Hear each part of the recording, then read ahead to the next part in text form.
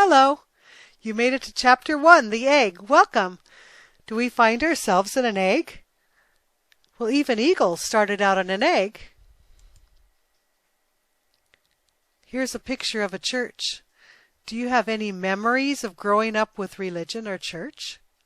You might want to answer these questions on the bottom there under the video or in the forum. We'd love to hear what your experiences were.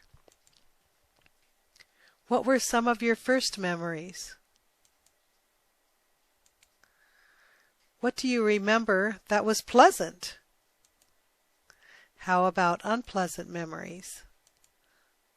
Did your family share your same experiences, or did they drop you off at church and you were alone? Or maybe you didn't go to church or synagogue. What did your church or synagogue look like? Can you picture it? What memories do you treasure the most now that you're older?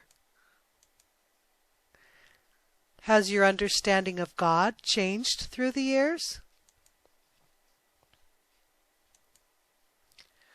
I'm going to give you, for each of these chapters, a definition of the type of level or type of people that we're going to be discussing, a group of people, and we're going to do the definition or description, and then just check and see if anyone that you know is like this, or maybe you are.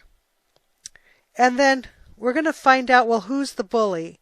Who takes advantage of these type of people, or this group of people? And why are these group of people so vulnerable? What can be done so that they don't get distracted from their journey? And later, after we discuss more people groups, we'll show how they relate to the previous ones and what can be done so we can all get along and help one another.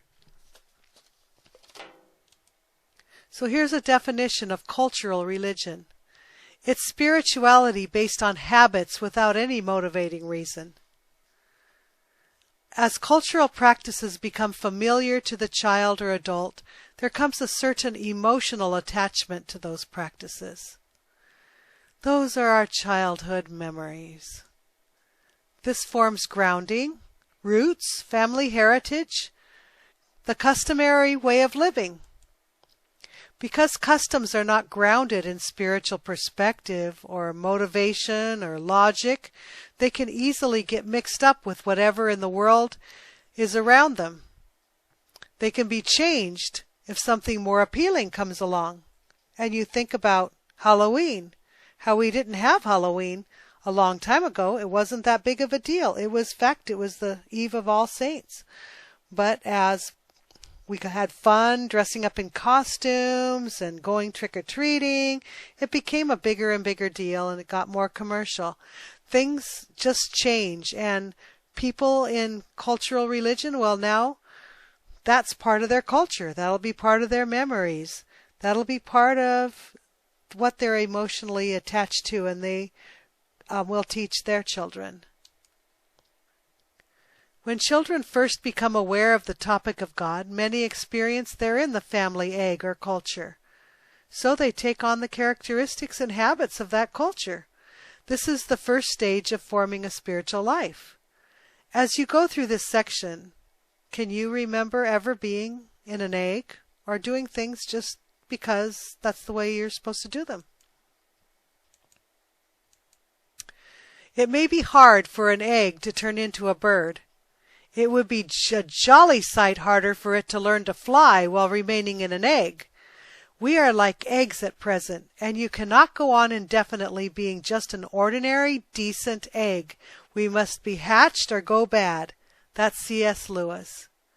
In the egg state, spirituality and culture collide and become one. "This is who we are," often said proudly. "I'm a Methodist because my father was a Methodist, and his father, and his father." It's part of all culture to be baptized as a baby, have a quinceañera when a girl is 15, or be a debutante at 16, or have a bar mitzvah or a bat mitzvah. Sure, Jesus died for my sins and is my Savior. I've heard that. It doesn't mean much, but I sure believe it, and I'm a good person. I go to church every Christmas and Easter. Funerals, weddings, that's what our family does. I'd go more, but I don't get anything out of it. To each his own. I'm a turtle because my mother was a turtle and so was her mother, and I'm proud of it. So who are the antagonists here? Can eggs be taught or changed? We're going to talk about a teacher. Is anyone with influence or an agenda? The teachers we'll be discussing are not limited to classroom teachers, and not all classroom teachers fit the following descriptions. Teachers can include movies, newscasters, comedians, a whole lot more stories. You and I are teachers. There are a lot of teachers out there who would like you and your children to go from culturally religious to culturally separated. Why? Because they want to dictate the culture to which you get attached, or emotionally separated from your family and culture. If a teacher has any loyalty to socialism or atheism, he or she will try to separate children and teens from their culture, the culture of the nation, and the culture of their religious beliefs. They will speak about parents, your rights, your constitution, your culture. Oh my goodness, they're old. They're old-fashioned. Oh, they're greedy. They're liars. They're controlling. Racist. You can get out of that. Anything negative they can think of saying to try to separate you from them. These teachers encourage student responses that do not reflect a responsible parental view, but conform to the teacher's view. They can pretend to be very emotional about it, to engage the weak one's emotions, trying to break the fragile egg. They'll try to be popular, interested in what you or your children are interested in. Sports, TV programs, they are ordinary people. They're my kind of people. You can be friendly with them. You can hug them. They discourage anyone from thinking for themselves. These teachers try to make sure students don't start thinking anything except that their previous views as taught by their parents or the church or the synagogue are not good, and the teacher's views are the only ideas to believe and regurgitate. They talk or write about the founding fathers in a derogatory way and rewrite world history to suit their agendas. That example was George Washington. They're supposed to have a movie out on George Washington that's completely false, but they're trying to weaken him, and they refuse to make a movie about George Washington that's more realistic. They just refuse to do it. Why? Because they're bought out by other teachers more powerful with money and things like that. Okay, Christians and Jews have been the most persecuted throughout history, and yet Christians and Jews are so often portrayed as the aggressors. In some places they are even considered enemies of the state. But history is rewritten or spun to look different than what actually occurred or is occurring, to produce shame and dislike for one's own customs and religion. They say that 74% of the persecution is done to Christians and Jews, but the way you read it is that these groups are persecuting other people.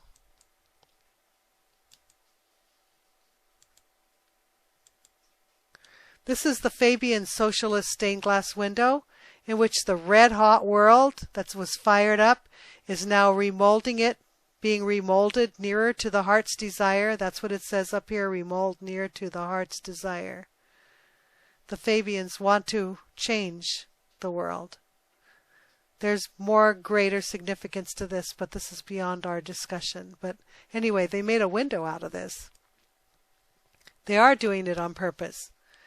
Have you ever noticed the way our love for entertainment and our sense of loyalty is used to seduce us, even changing the thinking of much of the population? They do it by stories, news, comedy, movies, books, emails, images, always pushing down the responsible and the moral. Stories about how children or adults came of age and broke out of the mold to conform to their peers or to their ideas. This coming out is celebrated. So how many movies even have you seen with this theme? The young person defies the convention for love, or to get away from a stifling situation like another husband. Let's leave our husband and let's go to the love of our life where we're going to be free. A starchy enemy schoolmarm gets upset at rules being broken and huffs away, and it makes people laugh. A young girl leaves the cult. A polite girl takes on the ways of the worldly and is said to be coming of age. Disrespect for police. Breaking out from and leaving a difficult relationship. The egg state is so exaggerated it's made funny or made to look stupid, stifling, and horrible. That's where you came from, and it's not that good. Come on out! Come on out and come on out with us. The hero or heroine, of course, is happy and free. Trouble is, things are not always so happy when it's tried in real life. I was just looking at some old sitcoms and watching how they sensitize us to other types of thinking rather than what we grew up with, what the church teaches or what the Christian Bible teaches. So you can see changes by comparing old movies and TV programs with newer ones. For example, everyone smoked in the old movies. Well, why do they seldom smoke now? Remember what happened? They made them put warnings down. They've had a big campaign against smoking. Couples slept in separate beds in the old TV shows. Now they show the unmarried together without clothing. Remember what influence soap operas had and how they were so bad when they first came out. The church was telling us not to watch them. Pretty soon everybody was watching them, and now they have had influence on our society and on our thoughts.